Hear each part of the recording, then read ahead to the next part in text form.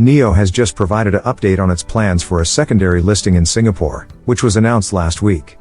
The company said it expects to commence its listing and trading of Class A ordinary shares on the main board of Singapore's exchange securities trading line on May 20th. Credit Suisse and Goldman Sachs are acting as joint managers, and Prime Partners Corporate Finance is acting as a financial advisor to the proposed secondary listing, according to Nio's press release. Nio already has a secondary listing in Hong Kong, starting on March 10th. This move did not involve a new share offering and therefore did not result in a new round of financing. Nio's Singapore listing will make it the first electric vehicle company in the world to list on 3 separate venues. Nio's Hong Kong list filing was published in late February. As soon as Nio listed on the Hong Kong exchange, they showed interest in a secondary listing within Singapore. On May 6th, Nio officially announced plans for a secondary listing in Singapore, saying it had received conditional eligibility to list on the SGX. Nio's planned listing in Singapore will be similar to their listing in Hong Kong. Nio has received the conditional eligibility letter from the SGX on May 5th, allowing the stock to be listed and quoted on the SGX exchange's main board, according to the company's statement released last week.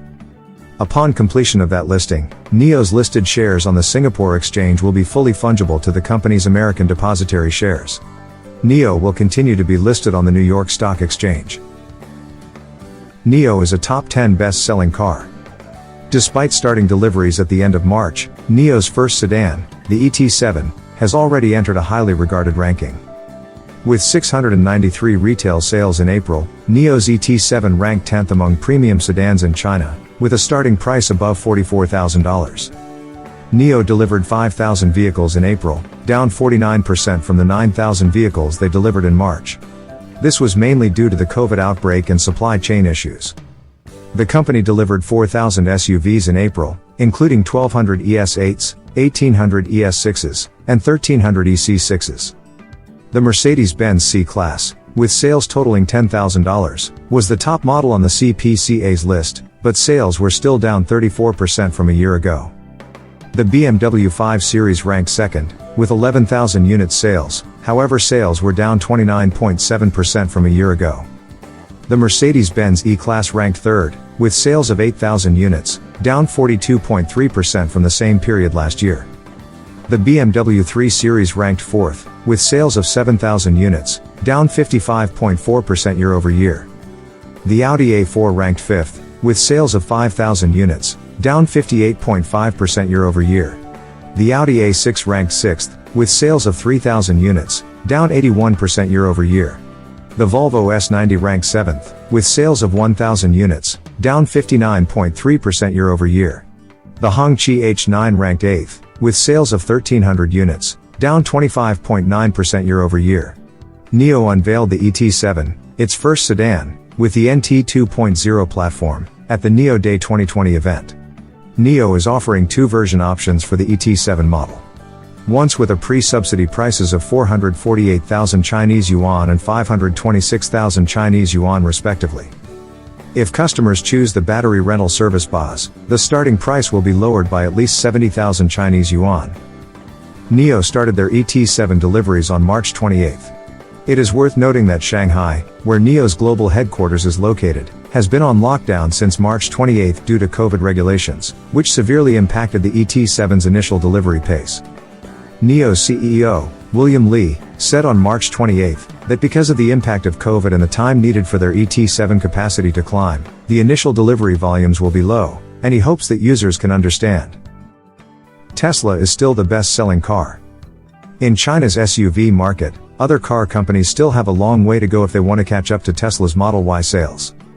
Tesla Model Y retail sales in China from January to April were 75,000 units, up 200% from 22,000 units a year ago, according to data released today by the CPCA.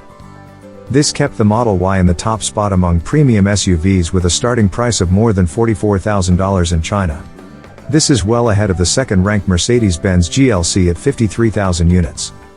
Tesla's Model Y failed to make the CPCA's list of top-selling premium SUVs in April, but the model sold 74,000 units in China from January to March, which means only 960 units were sold in April, down 98% from 39,000 units in March.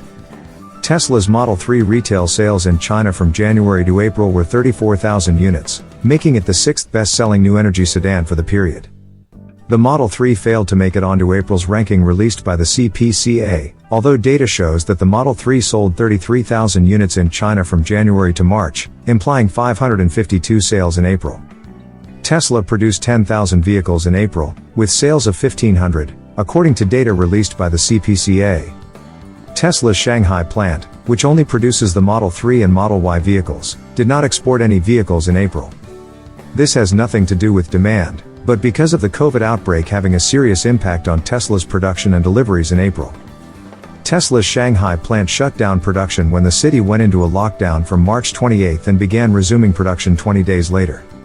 Tesla's China-made vehicles were down 64,000 units, or 97%, in April compared to the 65,000 sales in March.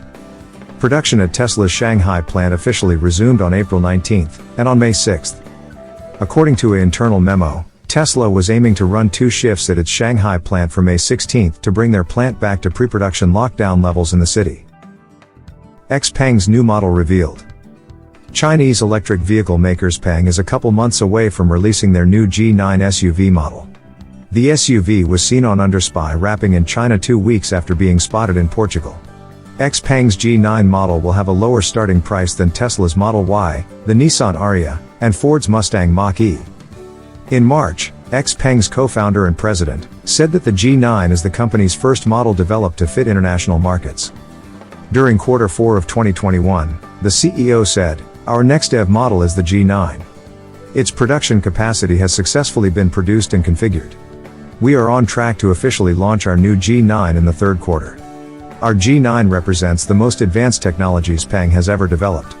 We have been building this technology in-house for years, with a dedicated software and hardware team. The performance of our G9 is above other popular SUV models in the same market. I firmly believe that G9 will become a blockbuster model in the mid to long-term SUV market." The company announced on May 1 that they delivered 9,000 electric vehicles in April of 2022, which represented a 75% increase year-over-year.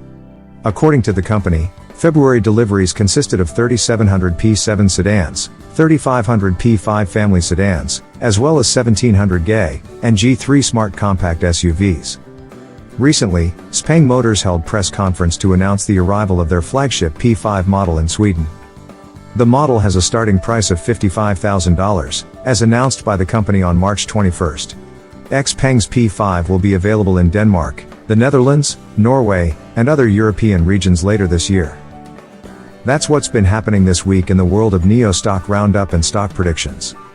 If you haven't subscribed yet, make sure you click the subscribe button at the bottom right and subscribe to Financial Health right now, so that next week you'll get the inside scoop on the latest developments to keep you and your business on the leading edge of Nio Stock Roundup and stock predictions. If you enjoyed this edition of Nio Stock Roundup and stock predictions, leave a comment and please hit the like or share button. We'd really appreciate it. Are you still watching and want more? Check out last week's Nio Stock Roundup and stock predictions by checking out our Nio playlist.